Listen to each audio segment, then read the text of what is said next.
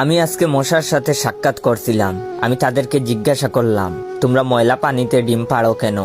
মশা বলল, কারণ ভালো পানিতে ডিম পারলে মানুষ সিদ্ধ করে খেয়ে নিতে পারে। আমি তাদেরকে জিজ্ঞাসা করলাম, মশার কোয়েলে তোমরা মরো না কেন?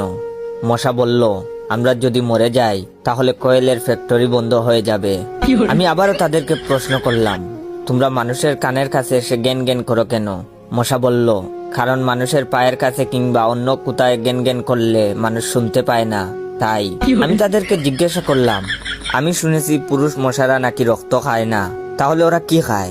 মশা বলল, পুরুষ মশারা শুধু বউয়ের বোকা খায়। আমি বললাম, মশারা কামড়ালে মানুষের ডেঙ্গু হয় কেন?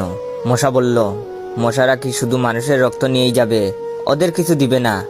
মশারা এত স্বার্থপর নয়, তাই মানুষকে ডেঙ্গু উপহার দিয়ে যায়। মশার সাথে সাক্ষাৎ করার পর আমি মশার উপর রিসার্চ করলাম।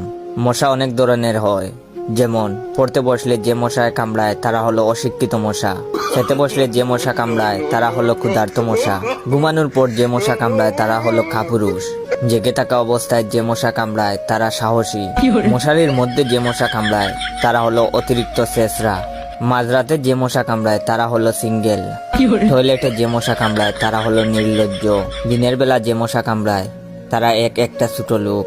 আমার এই ভিডিওটা দেখার সময় আপনাদের যেই মশাগুলো কামড়াইতেছে ওইগুলো হলো প্রতিবাদী মশা।